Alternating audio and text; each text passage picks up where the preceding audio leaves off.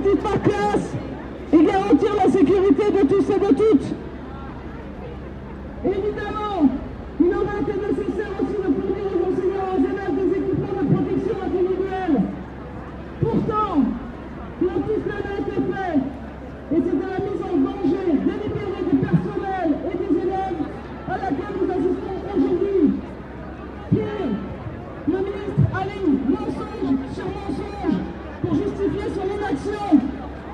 À la rentrée 2022, Blanquer supprime encore des centaines de postes dans le public comme dans le privé.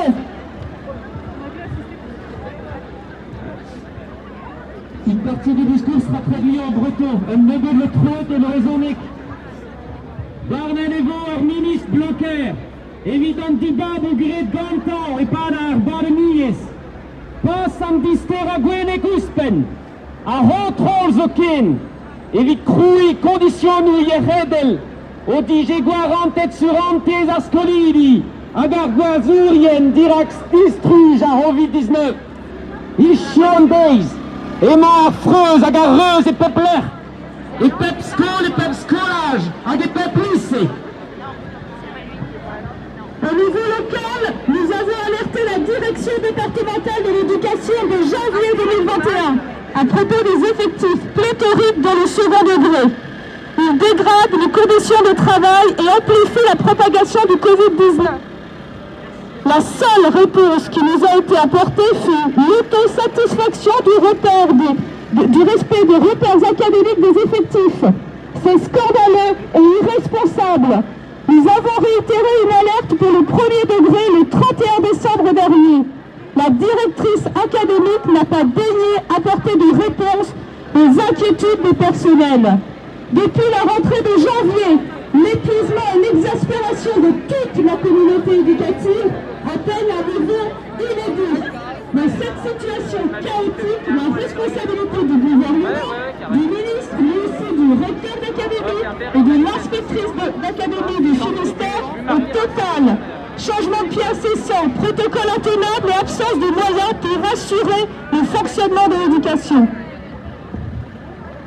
Malgré une amplification de l'épidémie, l'école ne bénéficie toujours pas de l'organisation protectrice qui serait nécessaire pour assurer la sécurité des élèves, des personnels et de leurs familles. Les personnels de l'éducation, les collectivités territoriales ne peuvent plus faire leur métier correctement. Ils gèrent dans le flou le plus total, l'incompréhension et parfois la colère des familles, les allers-retours incessants des élèves, la pénurie de remplacement, le manque de tests et la prétendue continuité pédagogique. Donc, meneer Sarvedré, wat Vincent. De kinderen en vrouwen herstellen Sarvedré. Voor schoenen vigit leest. Ima vige surentes ascolidi. A laborerien. A laborerezet. A go famil. Laborerien on descadures. Aspoligi shutiriadel. Nalon kerober mischer en een doar interieur. Mera reon. Eb gute. Da belle rezeon a tau. Divise ustet, agavishu kuna a famiu, monedolu dizean ascolidi. On diwer a lerpiadenu, a destu, a gertenda, pédagogue, et a vescom.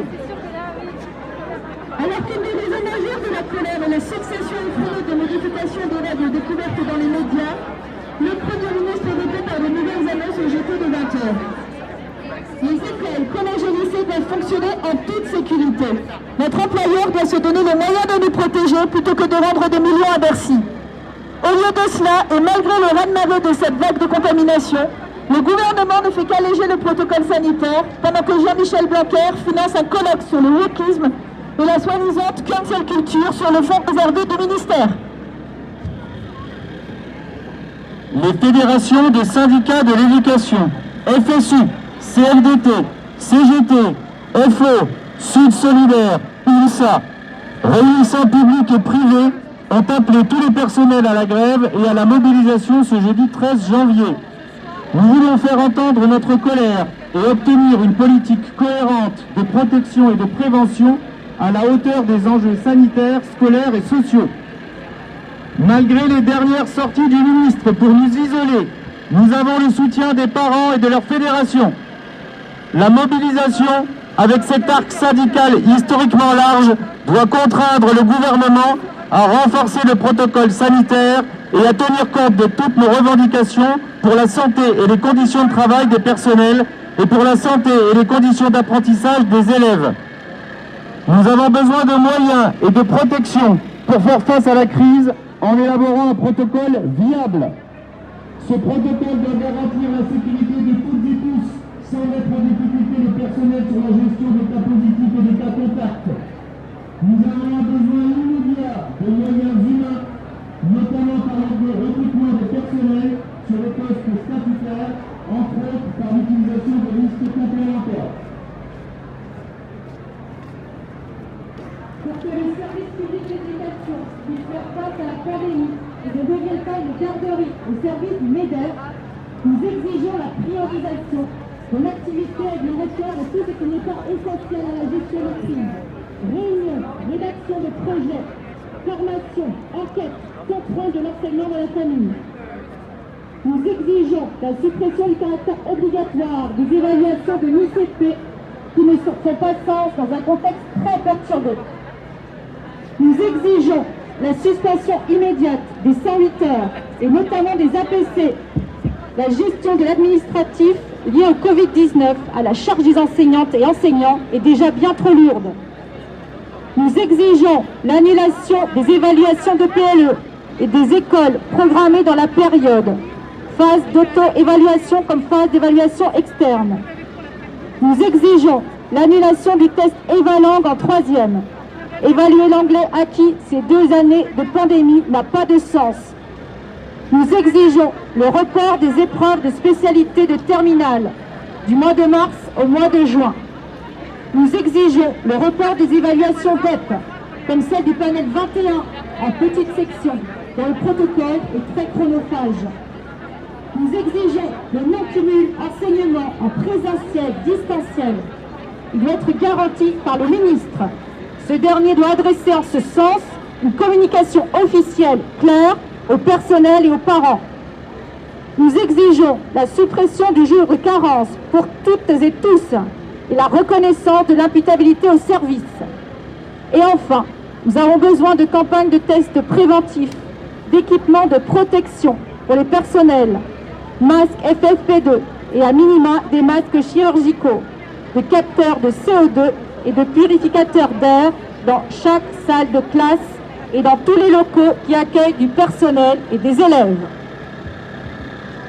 Gulem areon bronze, evige lakiata priorité el labur, en rompela a pes de que olbuesus, et vindera en caden, en vojou, scriva ractresu, stumaduru, en clascu, evesia relemer famille.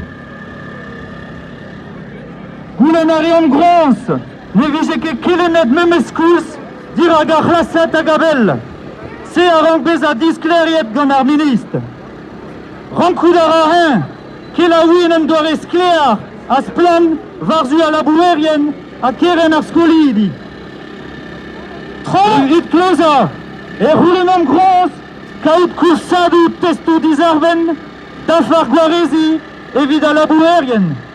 Masclou FFP daou, a dans le beta, masclou surgion, captorius et daou, a mécanique ou puridigies en aer, et pepsaliou classe, hag e pep zavad urler, ma vous labourerien, ascolidi.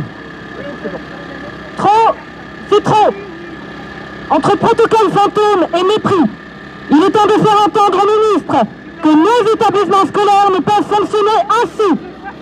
Nous ne faisons pas grève contre un virus, mais contre un ministre qui ment et qui nous méprise. Face à l'incurie de Jean-Michel Blanquer et consorts, continuons et amplifions le mouvement dès demain, partout où les personnels le décident. Nous sommes aujourd'hui nombreuses, et c'est ce qui fait notre force. FO, la CGT, SIG Solidaire et la FSU appellent d'ores et déjà à rejoindre la grève interprofessionnelle pour nos salaires le 27 janvier prochain. D'autres organisations syndicales sont appelées à nous rejoindre.